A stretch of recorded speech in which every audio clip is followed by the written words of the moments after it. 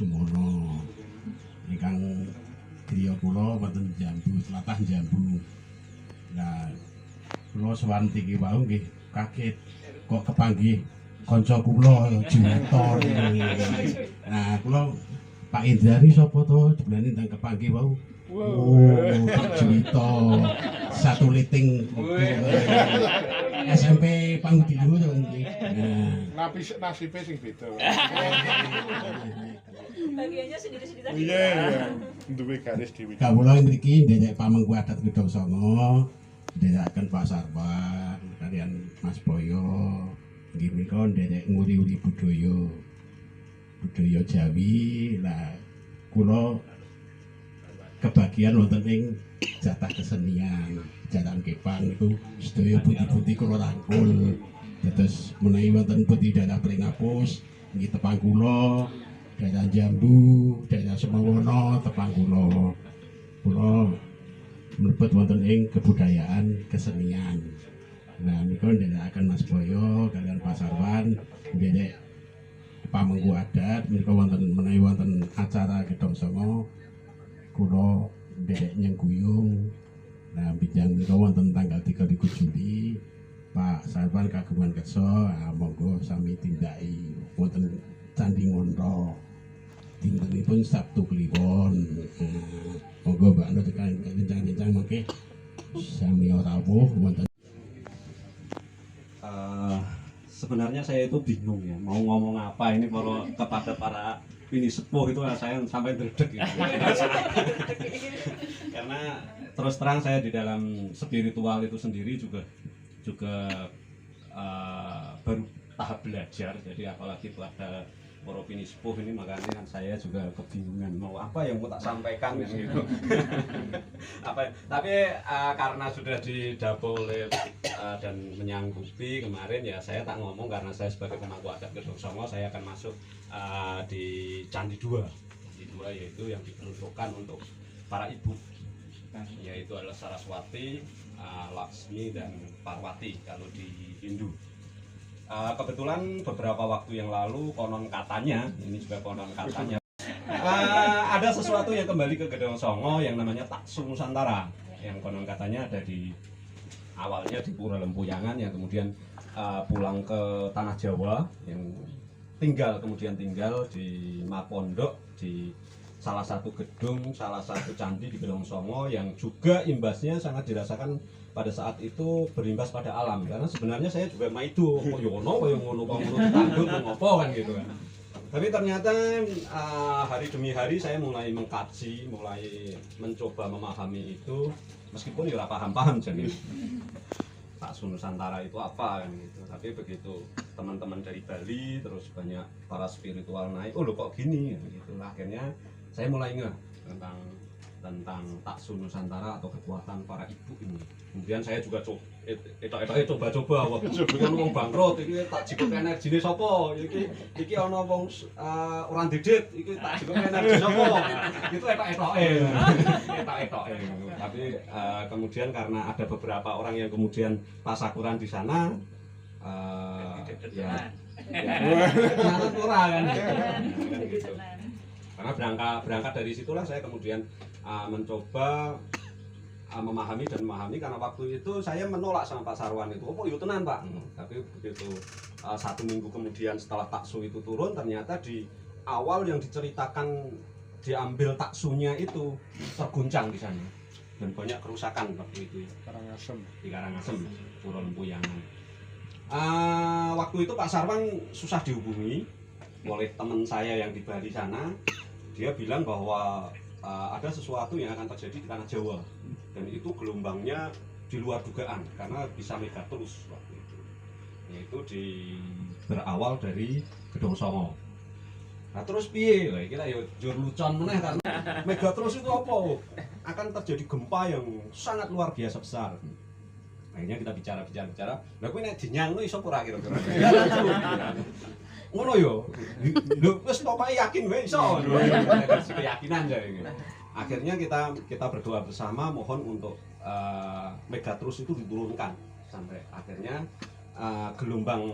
gelombangnya sampai berpuluh kali awal dari Gedung Songo sampai Kabupaten Semarang sing sak umur-umur atau gempa ya Pak. Nah itu. Jadi dari situlah saya mulai lah kok gini kan gitu. Akhirnya saya sama Pak Sarwan itu ya kadang menyuarakan tentang taksu Nusantara itu. Kemudian taksu Nusantara, taksu itu apa tuh sebenarnya? Oh itu daya hidup. Daya hidup itu sesuatu konon katanya kalau orang Bali, karena saya juga bukan orang Bali kan, nggak kenalnya nggak wingi ya Pak. Konon katanya ketika mau menciptakan sesuatu itu orang harus metaksu atau mengambil energi hidupnya supaya itu hidup.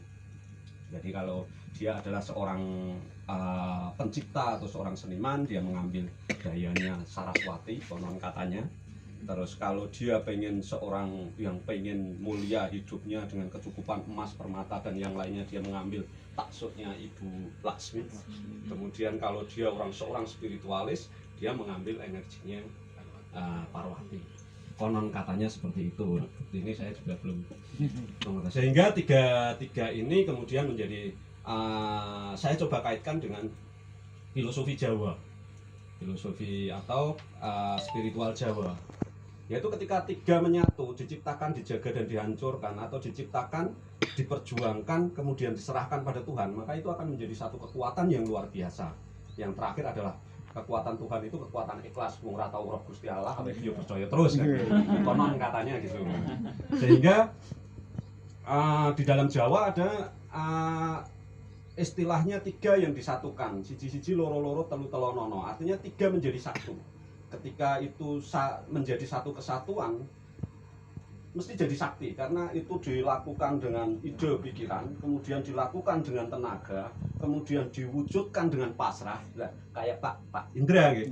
Ini juga bagian dari sebuah energi besar, yang mimpi besar yang kemudian diperjuangkan, kemudian dijaga, mewujud. Makanya Pak Indra jadi sakti, karena orang sakti itu apa dadi? Karena siji loro telu-telonono, artinya dengan munculnya lahirnya keinginan karena sebuah proses tadi, kemudian dibandani, yaitu di Saraswati dibandani, artinya ditabungkan, kemudian dipasrahke karo Gusti Allah. Jadi Pak Indra ini saya yakin wis ora percaya, wis ora mikir duite mau ya mungkin gawe blonjo kalau kali bapake, tapi karena pasrah dan niat yang begitu luar biasa, akhirnya jadilah bukti, jadi sakti. Sakti itu mawujud. Siji sekti, nek wong sekti mesti dadi. Nah, sektine yo bidang usaha ya berarti dadi duit. Nek sektine kanuragan yo milat wesi mau. Nek sektine blusukan yo wale blusuk kan iki. Sing wong ro ketemu hanya petualang yang menemukan jalan pulang kan ngono. Nah, jadi tiga kesatuan ini menjadi kemudian berangkat dari Saraswati, Laksmi, kemudian Parwati, atau menjadi siji loro telu-telonono, akhirnya menjadi sakti. Kalau Pak Indra ini kan sudah sakti, sudah membuktikan. Awake dhewe ora iso maido. Lho iki buktine jadi kok. Sakti, tapi mandito. Pak Indra akhirnya mandito. Dia lerem, karang kedempel, kemudian menyerahkan diri ini untuk aktivitas. Artinya itu adalah siji sekti, loro dadi, kemudian mandito. Mandito artinya mandito itu lerem, menerima, menyerahkan, itu jadi mandito untuk untuk kebersamaan lah. Tapi jangan lupa dalam mandito ini nanti Pak Indra bisa saja mendapatkan satu yang namanya wahyu. Wahyu itu bisikan Tuhan, apa bisikane sapa ya ora ngerti ya. Gusti Allah ning ati ra mudeng. Sehingga dapat wahyu. Ketika dapat wahyu, Pak Indra kan menawarkan, "Kene gue kumpul ra apa-apa." Sehingga menjadi pepadanging jagat. Pepadanging jagat. Apa yang terjadi? Mbak Ani yang bingung ki tempatnya ngendi ya? Wah, itu Pak Indro. Itu Pak Indro. Jadi padang jagate. Ketika jagate padang, akhirnya di sini ada tumpeng, ada nganu, kemudian ada lele. Dan rezeki kanggo sapodo-podo. Nah, artinya ini adalah berkah bagi semua, Pak. Jadi orang sakti yo ora terus kemaki ngangkat kerise kan. Tapi kudu lerem atine, mandito, pasrah karo Gusti Allah untuk wahyu dan menjadi pepadanging jagat. Nah, mungkin makanya karang kedempel tadi. Ya, maaf ya Pak, ini saya para pini sepuh gaduh-gaduh karena beliau ini dulu saya karena saya itu hanya tidak menginjak sekolah. Kalau tadi Pak Indra ini ngomong sekolah SMP, kebetulan saya itu hanya SD, jadi itu bapak-bapak ini Pak Nun Sewu tadi dari Politeknik itu adalah dulu ruangannya saya yang membersihkan, karena saya mau masuk jadi cleaning service itu dulu saya nggak bisa masuk. Dan teman-teman saya jadi PNS, saya yang tidak jadi PNS, jadi pengangguran. Saya jadi dukun. Saya jadi dukun yang kemudian sekarang pensiun, Pak. Jadi dukun itu memadu dan mirukun, Pak. Karena saya nggak punya kesempatan untuk belajar waktu itu, saya memadu dan mirukun dengan belajar di sini juga, di Karangkedempel. Tempatnya Pak Muji MS. Pak Muji MS itu seorang kartunis, penulis, dan di kolom teman baiknya Bambang Sadono, dan juga kalau di Semarang Gus Nuril. Saya banyak belajar tentang ilmu pedang malahan itu, Pak. Tapi ternyata puncaknya ilmu pedang itu diplomasi. Wah, seneng kan itu. Tak kira ilmu pedangnya bisa apa loh ya. Ternyata diplomasi itu ilmu-ilmune. Nuwun sewu, Pak, ini intermezzo. Tapi ini juga bagian dari bagaimana saya juga bercerita tentang sebuah proses. Kemudian saya menjadi dukun. Saya kemudian di tahun 2000 saya masuk di Pecinta Alam, kemudian mendirikan beberapa. Kemudian 2001 di USAID, kemudian saya di Dinas Pariwisata Provinsi jadi wartawan pariwisata Jateng di Belanda. Terus saya bergerak menjadi Dewan Kesenian Kabupaten Semarang sebagai penggerak. Saya sekretaris umum 2 periode ya, Pak. Iya. 2 periode. Ini hanya saya menggambarkan bahwa spirit tiga kesatuan ini yang saya satukan, sehingga alam nyandangi saya gitu. Dengan sandung selimpet dari rezeki ya, itu kan pasrah Gusti Allah.